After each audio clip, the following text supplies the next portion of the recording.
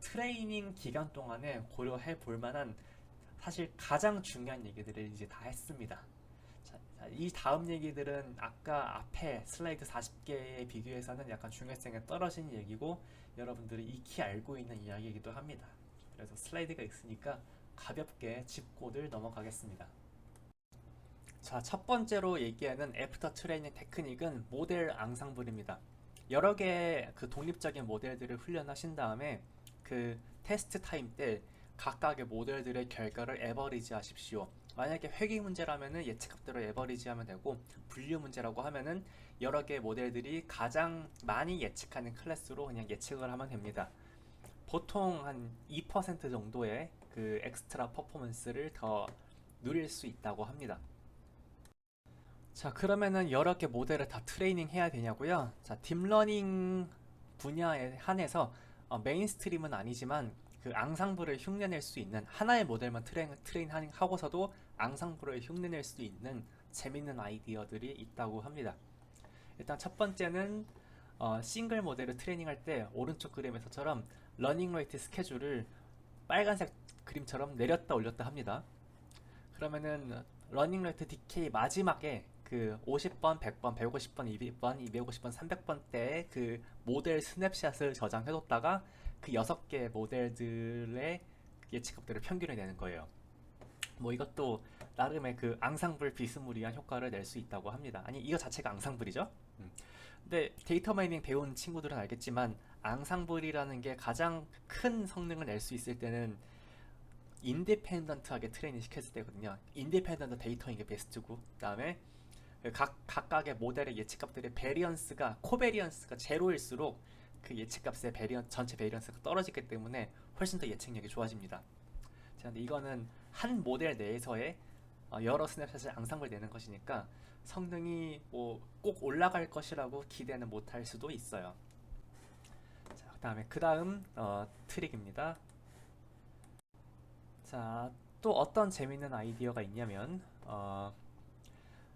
그냥 트레이닝 끝내요. 끝내고 나서 마지막 웨이트를 최종 모델로 쓰는 게 아니라 그 맨 마지막 뭐 최근 100번 동안의 그 웨이트 에버리지를 파이널 모델로 쓰는 겁니다. 자, 그래서 이거는 폴리학 에버리징이라고 하고요. 이것도 나름 괜찮은 그냥 앙상블을 흉내낼 수 있는 방법이라고 합니다. 자, 여기까지 해서 앙상블 얘기했습니다. 자, 그 다음 얘기는 트랜스퍼 러닝입니다. 아마 많이들 들어보셨을 것 같습니다. 그래서 트랜스퍼 러닝의 일단 기본 철학은 여러분 그 좋은 CNN 분류기를 얻기 위해서 무조건 많은 데이터가 필요하냐? 그게 아니라는 겁니다. 우리가 이미지넷이나 아니면 C810 데이터 같은 좋은 데이터셋에서 트레이닝된 네트워크 구조가 있으면은 사실 우리가 그 모델을 다운로드 받으면은 이미지넷 데이터셋에 대해서 트레인한 그 웨이트 값이 같이 딸려서 다운로드가 되는 거죠. 자, 그러면 그 웨이트 값을 어떻게든 좀 활용을 해볼 수가 있습니다. 자, 어떤 식으로 활용하는지 이제 얘기를 하겠습니다. 자, 이런 방법 생각해 볼 수 있죠. 예를 들어서 알렉스넷에서 이미지넷을 트레이닝을 했어요. 자, 맨 라스트 레이어 이전까지는 이거를 마치 피처 익스트랙터로 하는 겁니다. 무슨 얘기냐면은 일단 알렉스넷 다운로드 받고 나서 라스트 레이어는 날려버려요. 그러니까 라스트의 그 풀리 커넥티드 4096 디멘전에서 1000 디멘전으로 가는 그 풀리 커넥티드 레이어 있죠. 그 녀석은 이미지넷에서의 그 카테고리 분류를 위해 만들어지는 거니까 그걸 날려버리고 남은 맨 마지막에 직전 레이어까지의 그 웨이트들은 어, 이 연산들은 다 프리즈를 해가지고 얘를 어 뭐야 여러분들이 그 requires underbar grade equals false로 한 다음에 얘네들은 업데이트에 전혀 사용하지 않는 겁니다. 얘네들은 그냥 피처 추출기로 쓰는 거죠. 그리고 그래서 이미진 집어넣었을 때 이 피처 추출기를 거친 녀석을 새로운 X로 지정한 다음에 그 새로운 X랑 Y에 대해서 그냥 뭐 리니어 클래시피케이션 같은 거를 그냥 하는 겁니다. 자, 상당히 간단한 아이디어죠. 근데 이 아이디어가 기존에 어, 옛날에 뭐 2009년에 그 커스텀한 피처 추출기 기반 그러니까 커스텀하게 피처 룰 기반으로 피처 추출기 만들고 그 위에다가 그냥 리니어 클래시피케이션 한 방법이 지금 빨간색이거든요. 그거랑 비교해봤을 때 이 알렉스넷을 마치 알렉스넷에서 탑 레이어 빼버리고 마치 나머지 부분을 피처 추출기로 써가지고 그 위에서 또 리니어 클래시피케이션 돌렸을 때 초록색과 그다음에 그 파란색 그림처럼 더 좋은 성능이 나왔다고 합니다. 그다음에 마찬가지로 뭐 다른 새 분류 문제에서도 이 알렉스넷의 라스트 레이어 날려버리고 피처 추출기를 이용한 방법들이 더 좋은 성능을, 그러니까 그 이전까지의 최첨단 방법들보다 더 나은 성능들을 달성했었다고 해요. 자, 그래서 오른쪽에 58.75로 보시면은 자, 알렉스넷 마지막 날려버리고 그냥 그 위에다가 로지스틱 리그레션만 했다고 합니다. 그럼에도 불구하고 그 이전까지 1등 솔루션을 이겨버렸다고 해요. 자, 다시 이건 어떻게 하는 거라고? 알렉스넷에서 라스트 레이어를 날려버리고 나머지 부분을 마치 X를 프리 프로세싱하는 그 피처 추출기처럼 사용을 하는 겁니다. 자, 맨 마지막에 그 물론 알렉스넷의 피처 추출기를 쓰고 나서 그 맨 마지막에 그 방법론을 로지스틱 리그레션이 아니라 다른 방법론으로 하면은 더 성능을 이렇게 올릴 수도 있었고요. 그다음에 또 다른 계속 그냥 트랜스퍼 러닝에서 라스트 레이어를 날려버리고 그 남은 레이어들을 피처 추출기로 사용하는 방법이 기존에 사용했던 기존 방법들보다 더 나은 성능을 달성했다는 그런 차트들이 계속 나오고 있습니다. 자, 여기까지 해가지고 트랜스퍼 러닝을 이용하는 하나의 방법을 얘기했습니다. 자, 그러면은 이런 질문 하실 수 있죠. 아니, 그 우리가 불러온 그 알렉스넷이나 아니면은 뭐 레지넷 그 웨이트들을 웨이트의 이니셜 밸류로 해가지고 우리의 데이터셋에 대해서 계속 러닝을 이어나갈 수 없느냐? 물론 하실 수 있습니다. 자, 그게 사람들은 보통 파인 튜닝이라고 부르는 방법입니다. 자, 뭐냐면요. 일단 마지막 레이어는 완전히 날리는 건 똑같습니다. 마지막 라스트 레이어는 뭐 새로운 랜덤 웨이트로 이니셜라이제이션 해서 다시 얹으시고요. 그다음에 나머지 레이어에 대해서도 나머지 웨이트에 대해서도 requires 언더바 그레드 equals true를 켭니다. 자, 그리고 나서 백워드 프로포게이션으로 나머지 웨이트들도 우리가 갖고 있는 데이터셋에 대해서 업데이트를 하는 거예요. 자, 사람들은 이거를 보통 파인 튜닝이라고 부릅니다. 그러니까 이 관점에서 봤을 때는 마치 우리가 다운로드 받은 그 모델 인스턴스의 웨이트가 뭐로 사용되는 겁니까? 그 다운로드 받은 모델 웨이트가 그 전체 트레이닝 그 프로세스에서 이니셜 밸류처럼 사용되는 거죠. 자, 다운로드 받은 웨이트를 우리의 트레이닝의 이니셜 밸류로 사용하는 겁니다. 자, 그래서 파인 튜닝에 대한 몇 가지 팁, 트릭들이 또 나열이 돼 있습니다. 다음 슬라이드에서요. 일단 첫 번째로 맨 처음 파인 튜닝 하시기 전에 먼저 피처 추출기로서 한번 사용을 해보라고 권합니다. 자, 그러면은 마치 데이터셋 저글 탭처럼 라스트 레이어만 배우는 겁니다. 나머지는 다 프리즈 하고요. 자, 그러면은 이게 베이스라인 성능이 되는 거죠. 자, 그래서 첫 번째로 파인 튜닝 시도해 보시기 전에 먼저 피처 익스트랙터로서 사용을 해보고 그때의 성능을 한번 관찰을 해봐라. 자, 그러면은 우리의 파인 튜닝의 목적은 뭐가 되는 겁니까? 우리가 아까 만들어둔 익스트랙터로 썼을 때의 성능보다 더 높게 만드는 게 파인 튜닝의 목적이 되겠죠. 자, 그 다음에 두 번째 팁 앤 트릭이 뭐냐면은 원래 트레이닝에 썼었던 러닝 레이트보다 좀 더 낮은 러닝 레이트를 사용하는 게 훨씬 좀 추천할 만한 그 디렉션이라고 합니다. 또 경험적으로 쌓은 팁인 것 같습니다. 자, 그 다음에 세 번째 팁 앤 트릭은 뭐냐면은 이 레이어도 이미지 근처에 그 낮은 레이어가 있고 그 다음에 분류기 근처에 높은 레이어가 있지 않습니까? 자, 이미지 인풋 근처에 그 로우 레벨 레이어들은 보통 그냥 프리즈를 한다고도 합니다. 일단 컴퓨테이션 비용을 세이브하기 위한 것도 있고요. 그 다음에 직관적으로는 로어 레벨 레이어를 갈수록 약간 로우 레벨 피처를 익스트랙트 하는 거니까 어떤 이미지가 들어오든지 그 로우 레벨 피처 익스트랙션은 비슷할 거다라는 그런 가정이 들어 있을 수도 있어요.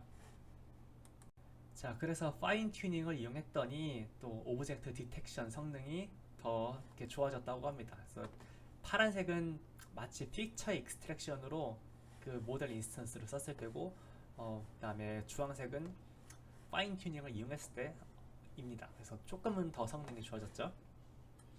자, 그러면 실제로 이 트랜스퍼 러닝 아이디어를 많이 쓸까요? 매우 만연하게 많이 쓴다고 합니다. 사실 우리가 지금 예제는 알렉스넷으로 들었지만 알렉스넷 말고도 우리는 계속 그 이미지넷 챌린지에서 1등하는 솔루션들이 계속 발전하는 상황을 지켜봤었죠. 자, 그래서 그러니까 이미지넷에서 잘하는 아키텍처들은 점점점 시간이 지날수록 이렇게 발전을 했는데, 그래서 이미지넷에서 더 잘하는 아키텍처일수록 다른 이미지 데이터셋에서 잘 할 가능성이 좀 더 커진다고 합니다. 자, 그래서 다음 슬라이드를 보면요. 자, 예를 들어서 15강, 16강에 있는 오브젝트 디텍션 태스크에 대해서 보통 거기는 맨 위의 구조는 Faster RCNN을 아마 고려할 거고요. 이게 뭔지는 그 15, 16강에 소개할 기회가 있을 겁니다. 이번 학기에 커버가 될 수 있을지 모르긴 한데 15, 16강까지는 나갈 수 있도록 최선을 다할 거예요. 자, 아무튼 Faster RCNN이라는 네트워크 아키텍처가 있을 때 그 밑에 단에 이미지 피처를 추출하는 그 네트워크 레이어들이 필요하거든요. 그 네트워크 레이어를 VGG로 했을 때보다 그걸 레지넷으로 바꿨을 때, 레지넷으로 바꿨을 때, 레지넥스트로 바꿨을 때 그 전체 오브젝트 디텍션 태스크에서의 성능이 더 좋아졌다고 합니다. 자, 그러니까 이미지넷 챌린지에서 잘하는 네트워크 아키텍처면 그 녀석을 다운로드 받아가지고 다른 태스크에 집어넣으면은 그것도 더 잘할 수 있게 되는 거예요. 자, 여기 또 이렇게 프랙티컬한 이제 어드바이스입니다. 자, 그러면 여러분들의 데이터가 자, 일단 기단 그 세로축부터 설명을 하면은 어떤 데이터셋이 어떤 이미지가 이미지넷이랑 비슷할 수 있고 다를 수도 있죠. 자, 그러면은 통계학적으로 생각해 봤을 때 이미지넷 데이터랑 비슷하게 생길수록 둘의 데이터 디스트리뷰션에 더 가까울 테니까 이미지넷 데이터셋이 훨씬 더 많은 도움을 줄 겁니다. 자, 그러니까 이미지넷으로 프리트레이닝을 시킨 그 레지넷 그런 인스턴스들이 여러분들한테 더 많은 도움을 줄 겁니다. 자, 한편으로 여러분들의 데이터셋의 그 이미지의 생김새가 뭐 이렇게 이미지넷 데이터셋과 많이 다르다. 자, 그러면은 두 데이터셋은 아예 디스트리뷰션이 다르기 때문에 이미지넷 데이터셋이 여러분들한테 줄 수 있는 도움이 많지 않을 것이고, 따라서 여러분들이 다운로드 받은 모델 인스턴스도 그렇게 큰 도움을 줄 가능성은 많지 않습니다. 자, 그래서 왼쪽에 쉬운 경우부터 얘기를 하죠. 자, 그래서 가로축처럼 여러분들이 데이터를 적게 갖고 있건 많이 갖고 있건, 여기서 S는 스몰 S는 카테고리 개수입니다.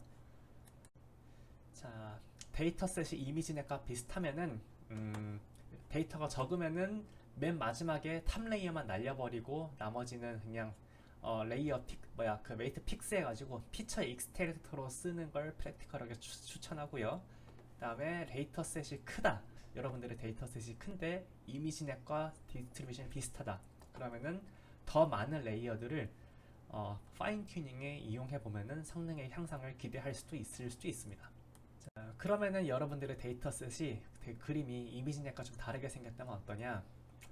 일단 여러분들의 데이터셋 사이즈가 크면 조금 더 많은 레이어들을 파인 튜닝을 하면은 여러분들의 데이터셋에 맞게 그 중간에 피처 익스트랙터 웨이트들도 좀 바뀔 수 있겠죠. 자, 이미지넷과 데이터가 다른데 데이터셋이 적어. 자, 그러면은 일단 바닥부터 시작하는 게 가장 좋다고 합니다. 일단 리니어 클래시파이어부터 시작을 하십시오. 자, 아무튼 이 트랜스퍼 러닝 아이디어가 등장한 이후에 사람들은 상당히 많이 트랜스퍼 러닝을 적용하기 시작했습니다. 그래서 거의 표준이 되었다고 합니다. 예를 들어서 여기 이 네트워크 아키텍처의 구조가 중요한 건 아닌데 좌측처럼 오브젝트 디텍션 태스크나 아니면은 우측처럼 그 이미지 캡셔닝 태스크에 대해서 이미지를 인식하는 그 피처 익스트랙터 부분의 네트워크 아키텍처 파트가 필요한데, 이 부분이 이미지넷에서 프리트레인된 CNN을 이용하면 충분하다기보다는 이 부분에 이미지넷에서 프리트레인된 CNN을 많이 쓴다고 합니다. 그러니까 이 빨간색 파트의 성능이 좋으면은 이 전체 태스크의 성능이 좋아지는 거겠죠. 자, 그 다음에 특히 그 이미지 캡셔닝 태스크에 대해서는 여기 문자 랭귀지 모델 파트에서는 또 그 내추럴 랭귀지 프로세싱에서 많이 쓰는 워드 투백이라는 기법에서 또 프리트레인된 웨이트를 갖고 온다고 합니다. 이거는 거의 표준이라고 합니다. 사실 시각인지나 아니면은 이 인공지능 전체 분야에서 큰 혁신 중에 하나가 뭐냐면은 이 남들이 만들어 놓은 모델로 파이프라인을 만들고 파인 튜닝을 하는 전체 그 흐름을 만들어낸 게, 그러니까 어떤 큰 태스크에서 요 모듈, 요 모듈, 요 모듈, 요 모듈은 어디서 갖고 오고, 요 모듈은 어디서 갖고 오고, 요 모듈은 어디서 갖고 오는 방식의 그 파이프라인과 파인 튜닝에 왔다 갔다 하는 그 전체 모듈 구조, 모듈식의 사고 방식을 만들어낸 게 상당히 큰 혁신이라고 해요. 저도 잘 모르는 분야라 그런지 말이 되게 헛나오는 것 같습니다만, 뭐 이 전체 강의에서 뭐 그렇게 뭐 중요한 얘기는 아닙니다. 자, 그래서 여기서도 잘 모르는 얘기지만 뭐 가장 맨 최근에 사용되는 그 일단 VQA는 비주얼 퀘스천 앤서링이라고, 비디오 퀘스천 앤서링, 아무튼 비디오 보고서 질문 답변을 하는 태스크를 얘기하고요. 아무튼 그러니까 그 비주얼 퀘스천 앤서링을 잘하기 위해서는 우리가 이 해당 데이터셋에 대해서 시각적 인지도 잘 해야 되고, 그 다음에 좋은 랭귀지 모델도 갖고 있어야 되거든요. 그래서 좋은 시각적 모델은 이미지넷에서 프리트레인된 좋은 CNN을 갖고 오고, 그 다음에 그 언어 모델 쪽에서는 사람들이 많이 들어보셨을 텐데 버트라고 하는 버트는 아니어도 됩니다. 가장 최근에 성능이 좋은 그 랭귀지 모델을 갖고 와가지고 이렇게 둘을 잘 짬뽕하면은 비주얼 퀘스천 앤서링 잘할 수 있다. 뭐 이런 슬라이드입니다. 원래 강의도 이 디테일을 이해하기를 바라고 넣은 슬라이드는 아닙니다. 아무튼 트랜스퍼 러닝이 많이 쓰인다, 이거를 강조를 하고 싶었던 것 같습니다. 자, 그렇지만 이건 다 어디까지나 경험적인 얘기죠. 자, 그러니까 잘 워킹하지 않을 수도 있다라는 그 경험적 증거도 점점 속속들이 나오고 있습니다. 자, 이를테면은 어떤 페이퍼에서는 지금 회색이 그 프리트레인 기반의 그 성능이고요. 네, 보라색이 프리트레인 없이 랜덤 이니셜라이제이션 해가지고 성능 측정한 거거든요. 자, 조금 더 트레이닝을 많이 하면은 랜덤 이니셜라이제이션도 회색만큼이나 성능을 달성할 수 있다, 이런 얘기겠습니다. 물론 3배 정도 트레이닝을 더 한다는 가정 하에서요. 그 다음에 또 어떤 얘기가 있느냐, 어디 보자. 여러분 데이터셋 사이즈가 아주 작으면은 물론 프리트레이닝과 파인튜닝이 잘 할 수 있지만 프리트레이닝 할 시간에 그냥 데이터셋을 더 모으면은 그냥 더 좋은 성능을 얻을 수도 있다, 이런 얘기가 나오고 있습니다. 그래서 여기서 노란 주황색 점을 보시면은 데이터셋 사이즈가 커지면 커질수록, 그러니까 그래프에서 좌측으로 갈수록 그냥 맨 처음부터 트레이닝 시킨 게 근소하게 나오고 조금 더 성능이 좋은 게 보이시죠? 물론 데이터셋 사이즈가 1000 정도로 매우 작을 때는 프리트레인과 파인튜닝이 더 잘하긴 하지만요. 자, 그래서 아무튼 약간의 그 이론 사람들 간의 그 디스커션 아니면 아규먼트 여지는 있다. 무엇에 대해서 무조건 트랜스퍼 러닝을 해야 된다는 의견에 대해서는 약간의 이론의 여지가 있다고 합니다. 자, 지금 슬라이드 70페이지인데요. 또 슬라이드 69페이지가 씹혔습니다. 그래서 뒤에서 확인해 보실 수 있고요. 근데 뭐 그렇게 중요한 얘기는 아니니까 시간 없으시면은 뒤에서 그냥 안 들으셔도 됩니다. 자, 아무튼 저스틴의 그 트랜스퍼 러닝에 대한 어떤 의견은 뭐냐면요, 다음 3가지로 요약이 될 수 있습니다. 첫 번째로 프리트레이닝과 파인튜닝은 언제나 여러분들이 첫 번째로 시도해 보실 만한 일입니다.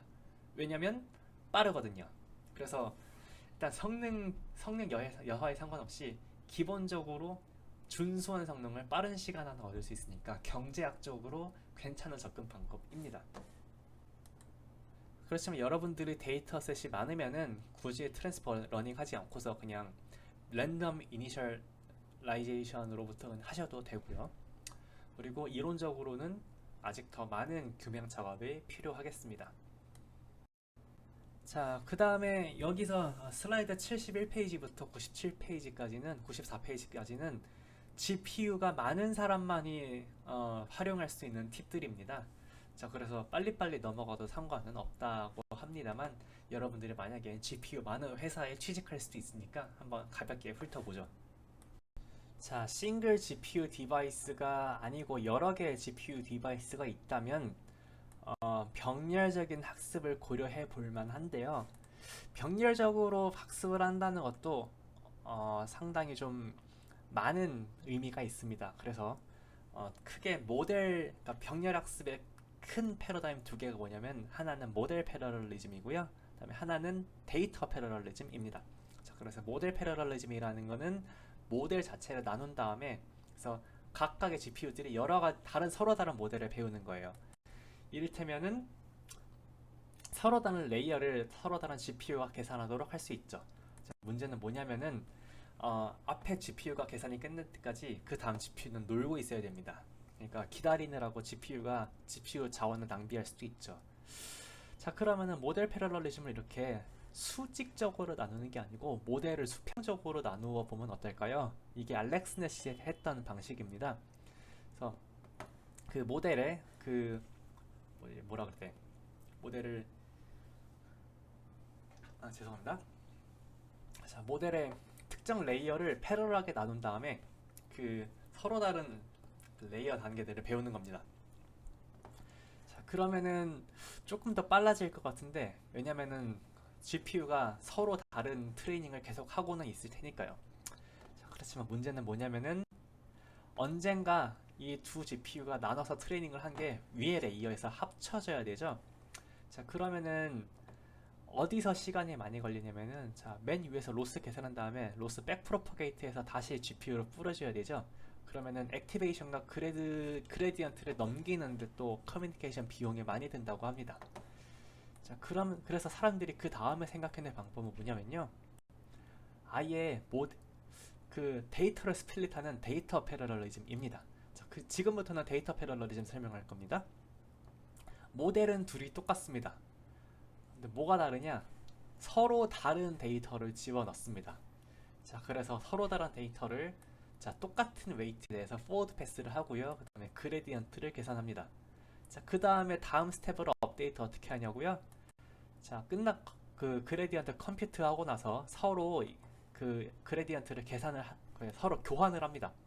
자, 그러면은 서로의 그레디언트를 합쳐가지고 각자가 갖고 있는 모델의 파라미터를 각 다른 GPU의 그 그레디언트 결과까지 합쳐가지고 싱크로나이즈 되는 상태로 업데이트를 할 수 있죠.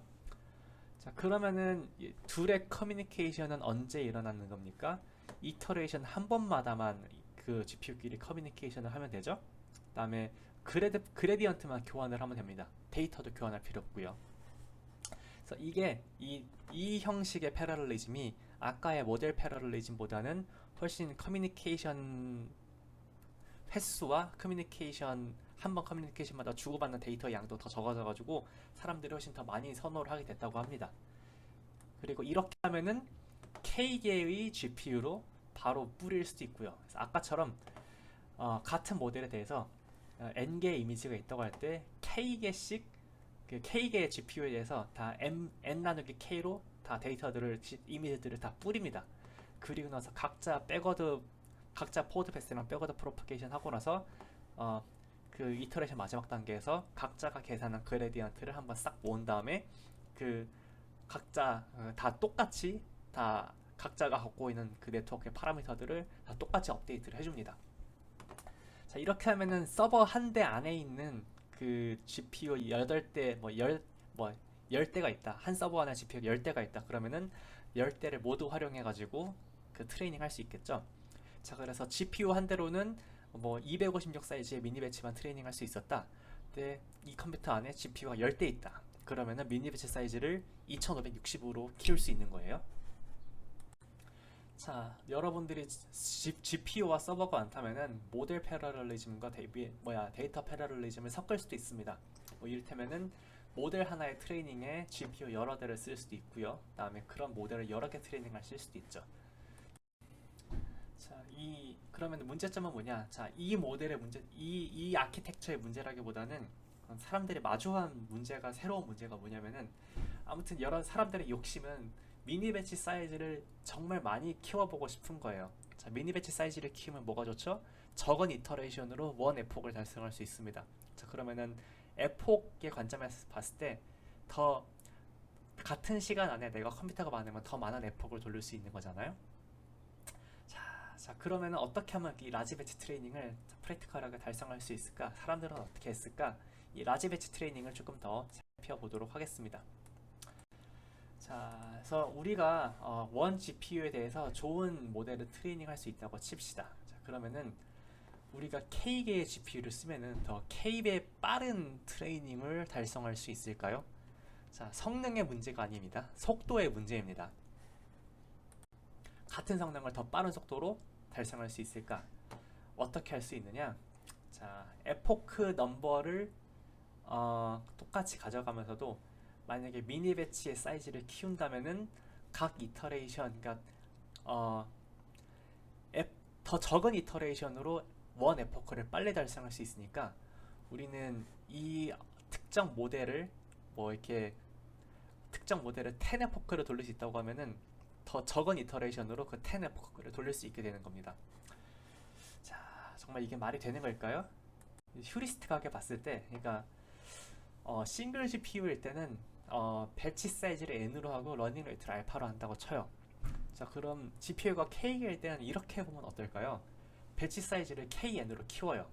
자, 그러면은 각 GPU에는 n개의 각 GPU에 대해서는 n개씩 들어가는 건데 GPU가 K니까 그 전체 배치 사이즈는 K개가 되는 거죠.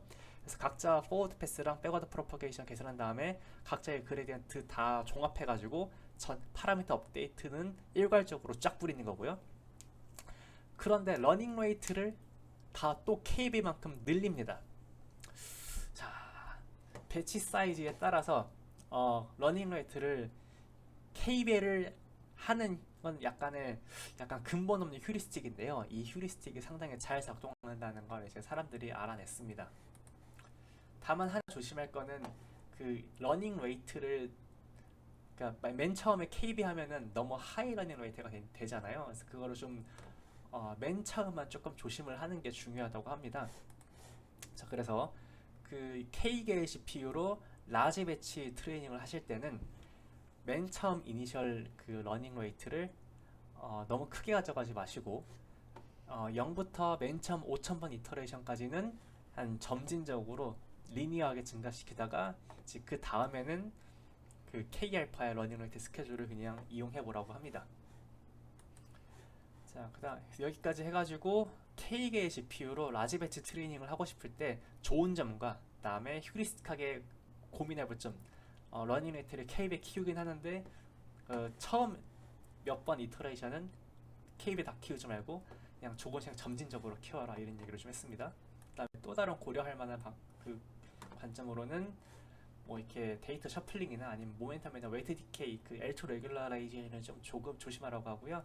그다음 배치 노멀라이제이션 할 때는 각 GPU 내부에서만 그 노멀라이즈를 하라고 합니다.